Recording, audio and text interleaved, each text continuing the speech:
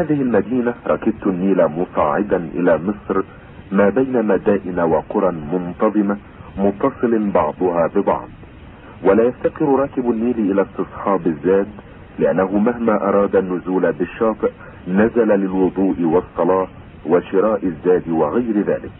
والأسواق متصلة من مدينة الإسكندرية إلى مصر، ومن مصر إلى مدينة أسوان من الصعيد.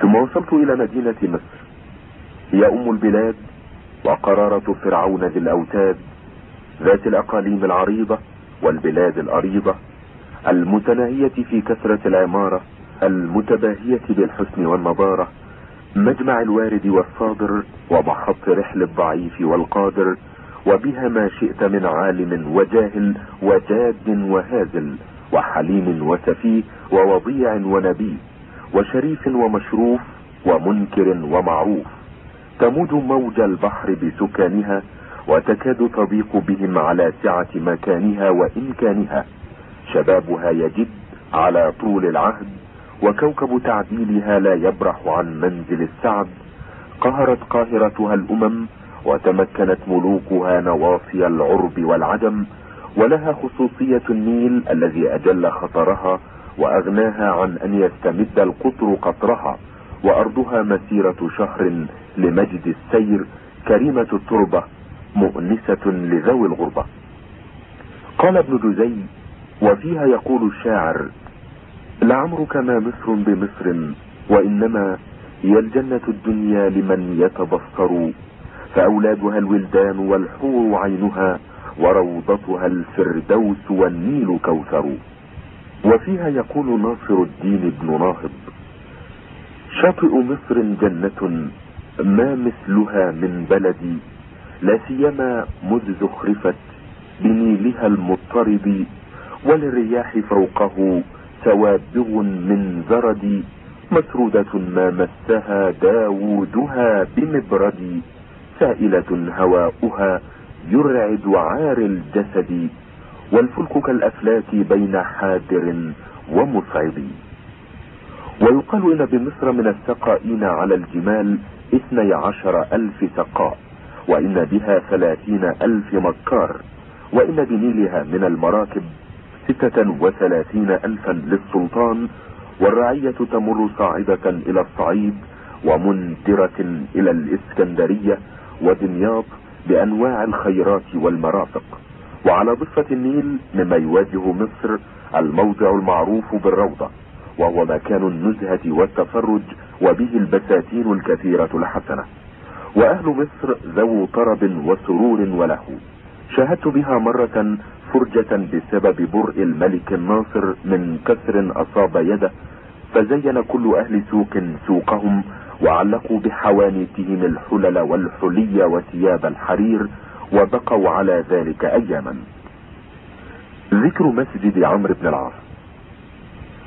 ومسجد عمرو بن العاص مسجد شريف كبير القدر شهير الذكر، تقام فيه الجمعة، والطريق يعترضه من شرق إلى غرب، وبشرقه الزاوية حيث كان يدرس الإمام أبو عبد الله الشافعي.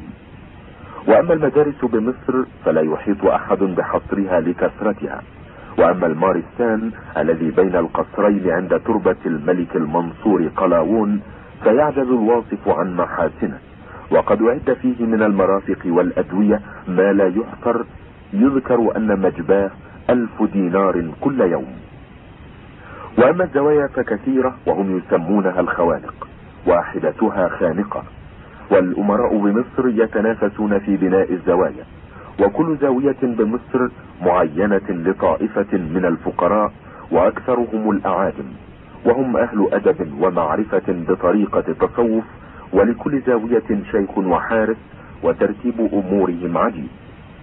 من عوائدهم في الطعام أنه يأتي خديم الزاوية إلى الفقراء صباحا فيعين له كل واحد ما يشتهيه من الطعام، فإذا اجتمعوا للأكل جعلوا لكل إنسان خبزه ومرقه في إناء على حدة لا يشاركه فيه أحد، وطعامهم مرتان في اليوم، ولهم كسوة للشتاء وكسوة للصيف، ومرتب شهري من 30 درهما للواحد في الشهر إلى 20، ولهم الحلاوة من السكر في كل ليلة جمعة، والصابون لغسل أثوابهم، والأجرة لدخول الحمام، والزيت للاستصباح. وهم أعزاب، وللمتزوجين زوايا على حدة. ومن المشترط عليهم حضور الصلوات الخمس، والمبيت بالزاوية، واجتماعهم بقبة داخل الزاوية. من عوائدهم أن يجلس كل واحد منهم على سجادة مختصة به، وإذا صلوا صلاة الصبح قرأوا سورة الفتح وسورة الملك وسورة عم، ثم يؤتى بنسخ من القرآن العظيم مجزأة، فيأخذ كل فقير جزءا، ويختمون القرآن ويذكرون، ثم يقرأ القراء على عادة أهل المشرق، ومثل ذلك يفعلون بعد صلاة العصر. ومن عوائدهم مع القادم أنه يأتي باب الزاوية فيقف به مشدود الوسط، وعلى كاهله سجادة، وبيمناه العكاز، وبيسراه الإبريق، فيعلم البواب خديم الزاوية بمكانه، فيخرج إليه ويسأله من أي البلاد أتى، وبأي الزوايا نزل في طريقه، ومن شيخه. فإذا عرف صحة قوله أدخله الزاوية، وفرش له سجادته في موضع يليق به، وأراه موضع الطهارة، فيجدد الوضوء ويأتي إلى سجادته، فيحل وسطه، ويصلي ركعتين، ويصافح الشيخ ومن حضر، ويقعد معهم. ومن عوائدهم أنهم إذا كان يوم الجمعة أخذ الخادم جميع سجاجيدهم، فيذهب بها إلى المسجد ويفرشها لهم هنالك، ويخرجون مجتمعين ومعهم شيخهم، فيأتون المسجد ويصلي كل واحد على سجادته. فإذا فرغوا من الصلاة قرأوا القرآن على عادتهم، ثم ينصرفون مجتمعين إلى الزاوية ومعهم شيخهم. ذكر قرافة مصر. ولمصر القرافة العظيمة الشأن في التبرك بها، وقد جاء في فضلها أثر أخرجه القرطبي وغيره، لأنها من جملة الجبل المقطم الذي وعد الله أن يكون روضة من رياض الجنة. وهم يبنون بالقرافة القباب الحسنة، ويجعلون عليها الحيطان فتكون كالدور، ويبنون بها البيوت، ويرتبون القراء يقرؤون ليلا ونهارا بالأصوات الحسان. ومنهم من يبني الزاوية والمدرسة إلى جانب التربة، ويخرجون في كل ليلة جمعة إلى المبيت بها بأولادهم ونسائهم، ويطوفون على الأسواق بصنوف المآكل. ومن المزارات الشريفة المشهد المقدس العظيم الشأن، حيث رأس الحسين بن علي عليهما السلام، عليه رباط ضخم عجيب البناء، على أبواب حلق الفضة وصفائحها أيضا كذلك، وهو موفى الحق من الإجلال والتعظيم. ومنها تربة السيدة نفيسة بنت الحسن الأنور ابن زيد بن علي بن الحسين بن علي عليهم السلام، وكانت مجابة الدعوة مجتهدة في العبادة. وهذه التربة أنيقة البناء مشرقة الضياء، عليها رباط مقصود. ومنها تربة الإمام أبي عبد الله محمد بن إدريس الشافعي رضي الله عنه، وعليها رباط كبير، ولها جراية ضخمة، وبها القبة الشهيرة البديعة الإتقان العجيبة البنيان المتناهية الإحكام المفرطة السمو، وسعتها أزيد من 30 ذراعا. وبقرافة مصر من قبور العلماء والصالحين ما لا يضبطه الحصر، وبها عدد جم من الصحابة وصدور السلف والخلف رضي الله تعالى عنهم، مثل عبد الرحمن بن القاسم، وأشهب بن عبد العزيز، وأصبغ بن الفرج، وابني عبد الحكم، وأبي القاسم بن شعبان، وأبي محمد عبد الوهاب، لكن ليس لهم بها اشتهار، ولا يعرفهم إلا من له بهم عناية. والشافعي رضي الله عنه ساعده الجد في نفسه، وأتباعه وأصحابه في حياته ومماته، فظهر من أمره مصداق قوله: الجد يدفئ كل أمر شائع، والجد يفتح كل باب مغلق. ذكر نيل مصر. ونيل مصر يفضل أنهار الأرض عذوبة مذاق، واتساع قطر، وعظم منفعة. والمدن والقرى بضفتيه منتظمة ليس في المعمور مثلها، ولا يعلم نهر يزرع عليه ما يزرع على النيل، وليس في الأرض نهر يسمى بحرا غيره. قال الله تعالى: فإذا خفت عليه فألقيه في اليم، فسماه يما وهو البحر. وفي الحديث الصحيح أن رسول الله صلى الله عليه وسلم وصل ليلة الإسراء إلى سدرة المنتهى، فإذا في أصلها 4 أنهار، نهران ظاهران ونهران باطنان، فسأل عنها جبريل عليه السلام فقال: أما الباطنان ففي الجنة، وأما الظاهران فالنيل والفرات. وفي الحديث أيضا أن النيل والفرات وسيحون وجيحون كل من أنهار الجنة، ومجرى النيل من الجنوب إلى الشمال خلافا لجميع الأنهار. ومن عجائبه أن ابتداء زيادته في شدة الحر عند نقص الأنهار وجفوفها، وابتداء نقصه حين زيادة الأنهر وفيضها، ونهر السند مثله في ذلك وسيأتي ذكره. وأول ابتداء زيادته في حزيران وهو يوليو، فإذا بلغت زيادته 16 ذراعا تم خراج السلطان، فإن زاد ذراعا كان الخصب في العام والصلاح التام، فإن بلغ 18 ذراعا أضر بالضياع وأعقب الوباء، وإن نقص ذراعا عن 16 نقص خراج السلطان، وإن نقص ذراعين استسقى الناس وكان الضرر الشديد. والنيل أحد أنهار الدنيا الخمسة الكبار، وهي النيل والفرات والدجلة وسيحون وجيحون. وتماثلها أنها 5 أيضا: نهر السند ويسمى يانج آب، ونهر الهند ويسمى الكينج، وإليه تحج اليهود، وإذا حرقوا أمواتهم رموا برمادهم فيه ويقولون هو من الجنة. ونهر الجون بالهند أيضا، ونهر أتل بصحراء قفج وعلى ساحله مدينة السرى، ونهر الثرو بأرض الخطا وعلى ضفته مدينة خان بالق، ومنها ينحدر إلى مدينة الخنسة ثم إلى مدينة الزيتون بأرض الصين، وسيذكر ذلك كله في مواضعه إن شاء الله. والنيل يفترق بعد مسافة من مصر على 3 أقسام، ولا يعبر نهر منها إلا في السفن شتاء وصيفا، وأهل كل بلد لهم خلجان تخرج من النيل، فإذا مد أترعها ففاضت على المزارع. ذكر الأهرام، وهي من العجائب المذكورة على مر الدهور، وللناس فيها كلام كثير وخوض في شأنها وأولية بنائها.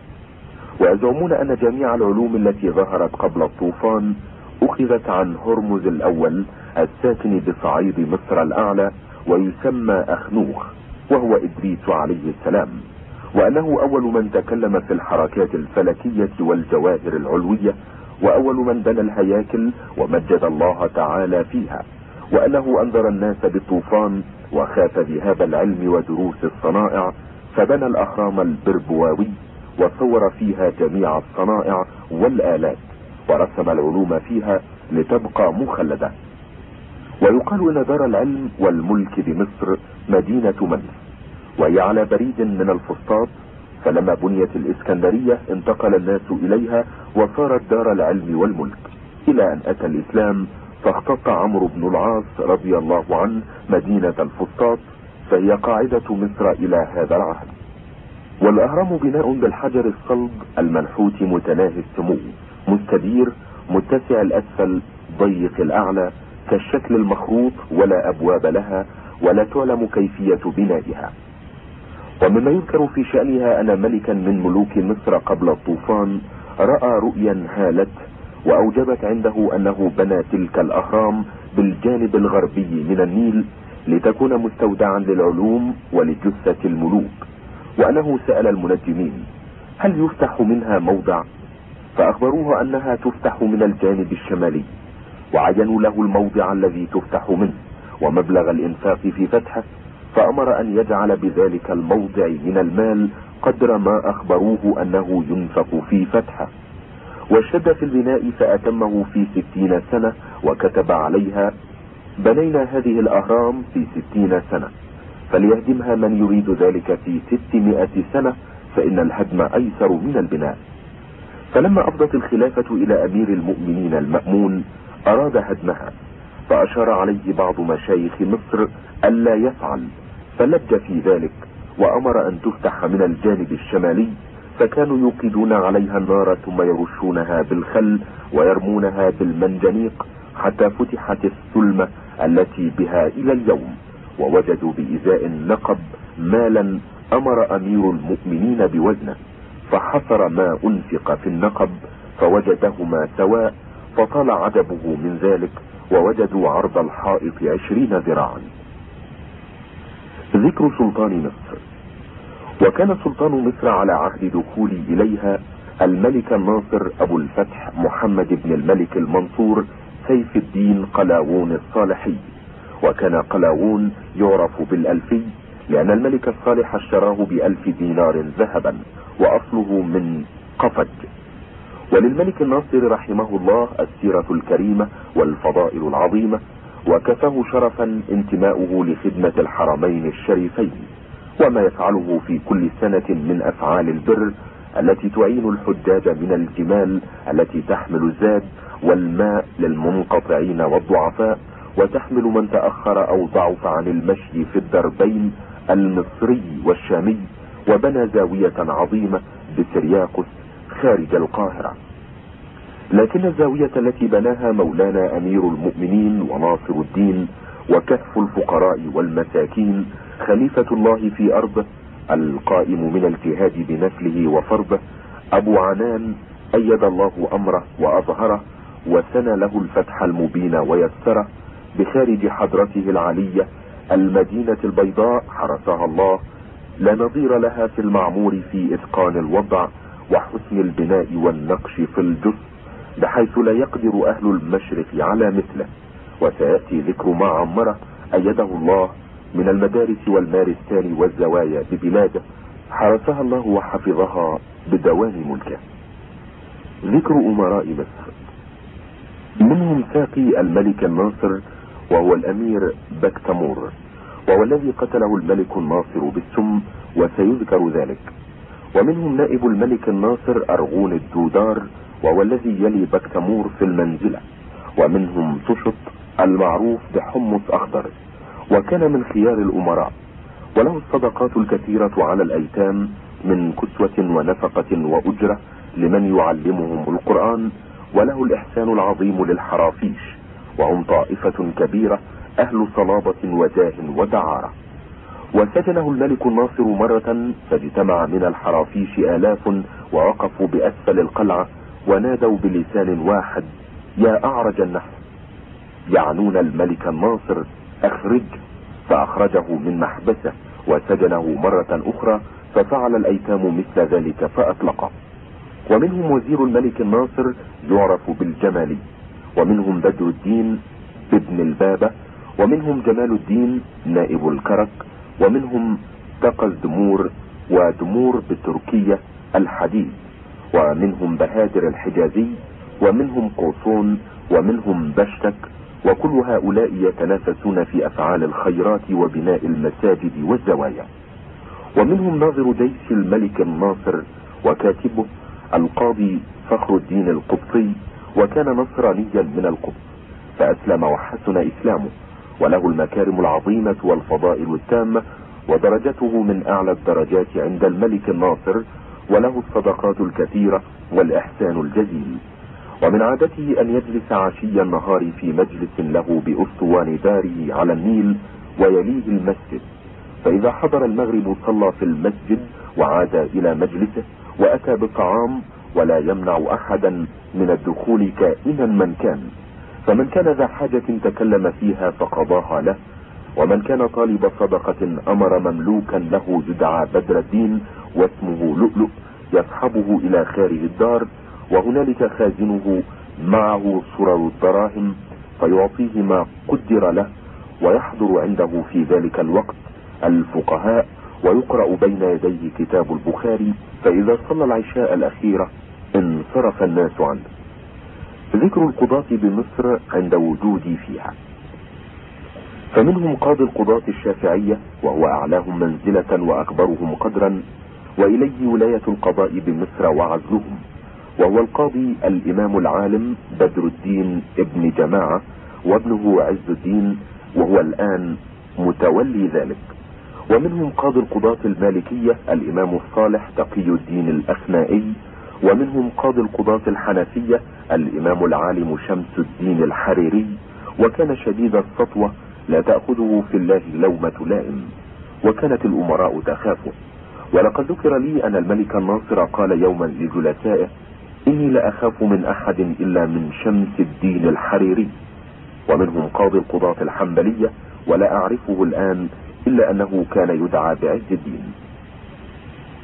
حكاية الملك الناصر. كان الملك الناصر رحمه الله يقعد للنظر في المظالم ورفع قصص المتشكين كل يوم اثنين وخميس، ويقعد القضاة الأربعة عن يساره، وتقرأ القصص بين يديه، ويعين من يسأل صاحب القصة عنها. وقد سلك مولانا أمير المؤمنين ناصر الدين أيده الله في ذلك مسلكا لم يسبق إليه أي أحد، ولا مزيد في العدل والتواضع عليه، وهو سؤاله بذاته الكريمة لكل متظلم، وعرضه بين يديه المستقيمة. أبى الله أن يحضرها سواه أدام الله أيامه. وكان رسم القضاة المذكورين أن يكون أعلاهم منزلة في الجلوس قاضي الشافعية، ثم قاضي الحنفية، ثم قاضي المالكية، ثم قاضي الحنبلية. فلما توفي شمس الدين الحريري وولي مكانه برهان الدين عبد الحق الحنفي، أشار الأمراء على الملك الناصر بأن يكون مجلس المالكي فوقه، وذكروا أن العادة جرت بذلك قديما، إذ كان قاضي المالكية زين الدين بن مخلوف يلي قاضي الشافعية تقي الدين ابن دقيق العيد، فأمر الملك الناصر بذلك. فلما علم به قاضي الحنفية غاب عن شهود المجلس، فأنكر الملك الناصر مغيبة وعلم ما قصده، فأمر بإحضاره. فلما مثل بين يديه أخذ الحاجب بيده وأقعده حيث نفذ أمر السلطان مما يلي قاضي المالكية، واستمر حاله على ذلك. ذكر بعض علماء مصر.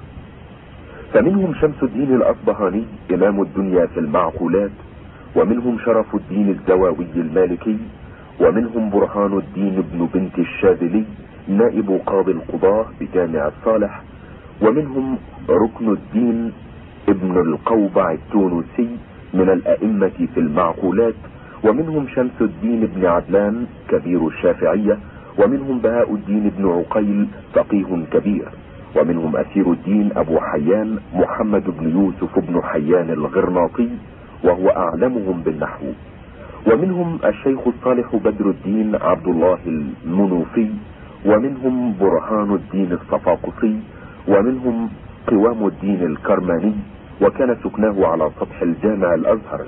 وله جماعة من الفقهاء والقراء يلازمونه ويدرسون فنون العلم، ويفتي في المذاهب، ولباسه عباءة صوف خشنة وعمامة صوف سوداء. ومن عادته أن يذهب بعد صلاة العصر إلى مواضع الفرج والنزهات منفردا عن أصحابه.